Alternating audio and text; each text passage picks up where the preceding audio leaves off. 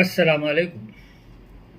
Choice news خصوصی report میں آپ کا خیر مقدم ہے۔ آپ ہیں editor in chief choice news Muhammad Mahmood Azhar کے ساتھ۔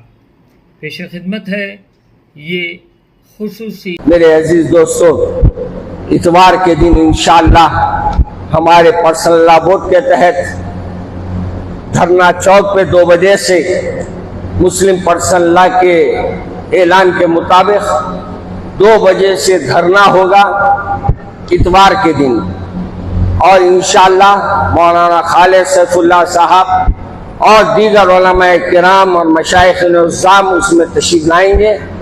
آپ لوگ بھی اپنا وقت نکال کے یہ کیوں کر رہے ہیں؟